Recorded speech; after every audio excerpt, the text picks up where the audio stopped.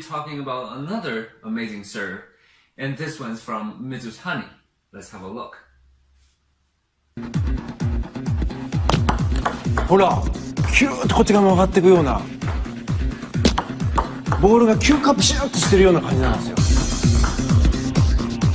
水谷さんが最も得意とする直角に曲がるサーブ。You see, the ball comes seemingly straight towards you, but it curves away once it reaches the end of the table. So what happened?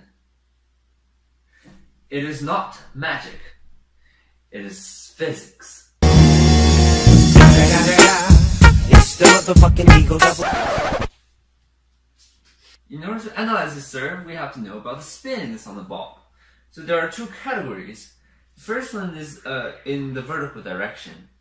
So like your topspin and backspin, that it controls the movement of the ball in the vertical direction. And the second one is in the horizontal direction. That's your side spins, left and right side. Then that controls the movement right and left. And now let's break down MIZUTANI's serve. At first, it jumps towards you, and at the end of the table, it seems to slow down, and it doesn't really jump out of the table. So that change in speed in the vertical direction gives an idea that there's definitely going to be backspin on the ball. And then you realize that at the end of the table, it starts to curve. And that sideways movement should indicate the presence of side spin. So if you want to curve to the left, then there's left side spin on the ball. So now you know that the curve is caused by both backspin and side spin. So a lot of people think, oh, the curve is just side spin, you know, like this. But if it's just only side spin, the ball's never going to stay on the table and produce a curve. So you need the backspin on the ball to produce that curve. So when you practice, you should always start with low tossers. But for the sake of time, I'll just jump right into high toss. First step is that you have to find a comfortable standing position. And I think you should always leave an angle between the direction your body is facing and this line of the table. So there should be an angle. And then you should lean forward a little bit and then put your hand somewhere here. And then try to toss the ball straight up. Oh my god, the ceiling is so short. Try to throw the ball straight up so that the ball lands somewhere in front of you. But it's not good to keep the ball too close to your body. So it makes it really hard for you to serve straight down the line, because sometimes you'll miss the table.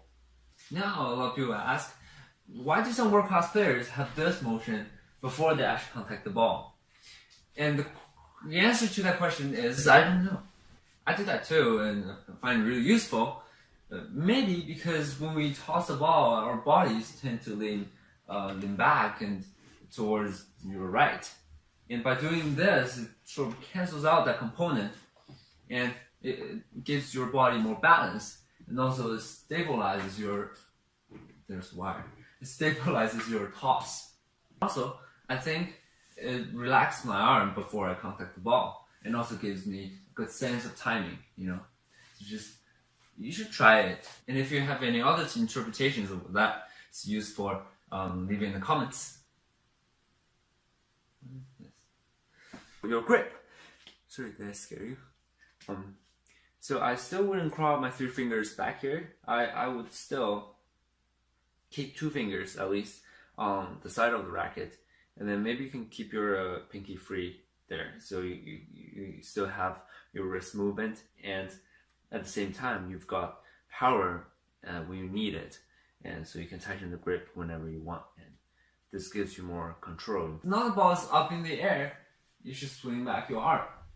And then remember, now you have to produce that side and backspin. In my Marlin's Go Serve video, I showed you how to do a backspin, so it contacts from the bottom. And in order to add some side spin to that, just tilt your racket this way. And then the motion is very similar. Now there are several ways to add spin on your ball. First, you always have to use your wrist, right? So this part, when you contact the ball.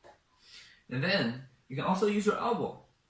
So when you stick out your elbow, your hand naturally comes in. So this also helps you to accelerate. All players do this. And we have one more way. Some of you might already know from my gold serve video, you can practice on a bed. So in front of a bed, try to use your wrist and also this elbow motion, and then try to put as much spin as possible on the ball. And then once you get consistent in that, come down to the table, and you don't have to start by right away by serving here. Just find somewhere and then start doing your serves. And then now you don't have to worry about the length or if the ball comes back or not. But just try it. Some people think that if they put a lot of force on the ball is going to be really spinny. And it turns out it might not be the case because it really tenses up your arm, like this. And in order to have effective brushing, you have to keep the ball as long as possible in your racket. So you need to have a smooth and natural motion, like this.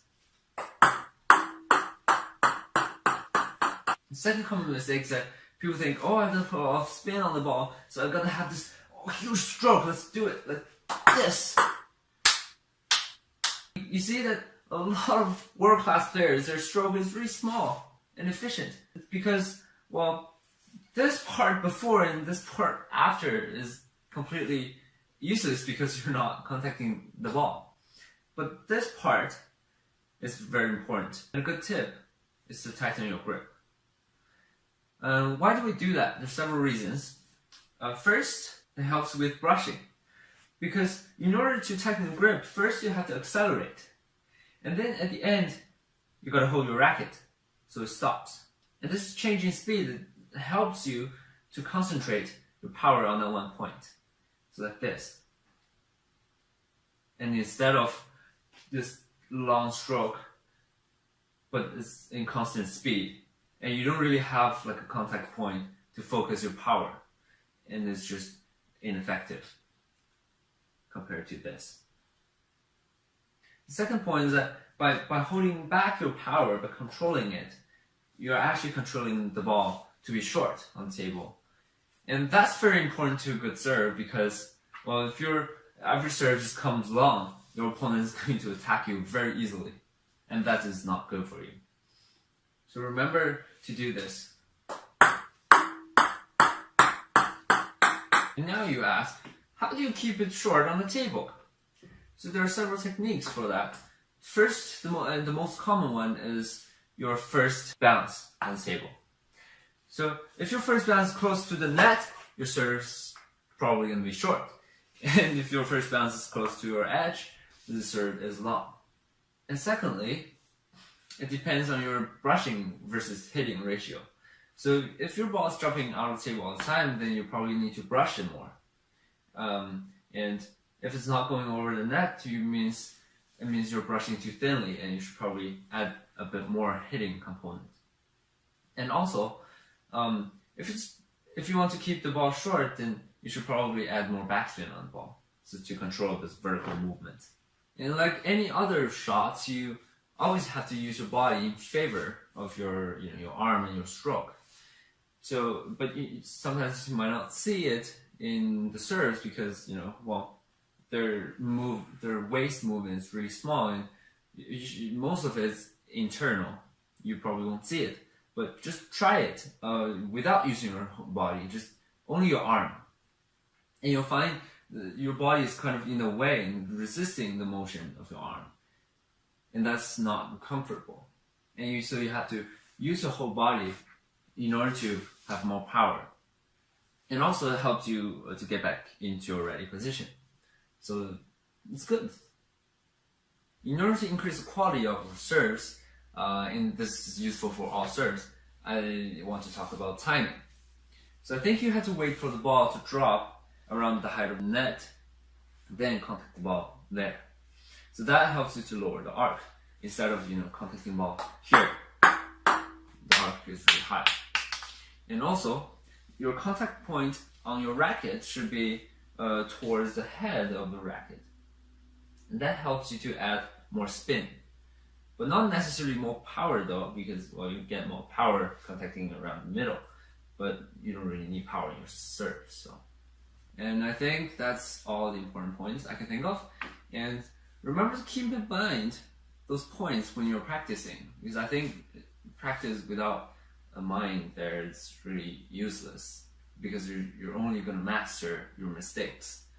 And you can videotape your serves, and then later you can compare it with other players, or you can find your mistakes and correct them. And lastly, I'll finish off by talking about the pros and cons of the serve. So there's heavy side spin on the serve, and it produces really drastic change in the direction of the ball. So it usually gives your opponent difficulty to find the precise position for the ball. And also they might mistaken some short serves as long serves, because they think, oh, the ball's coming long, but it's actually curving away on the table. And also as the ball curves away, it loses some of its vertical component, so it's harder to push over the net. But at the same time, your side spin can hurt you. If your opponent normally pushes over, then the balls definitely have side spin on it. And most likely the ball is going to curve to your right. And then you have to make space to accommodate for that change for your next attack. And remember, practice and patience make perfect. Tell me how you do, and have fun and good luck.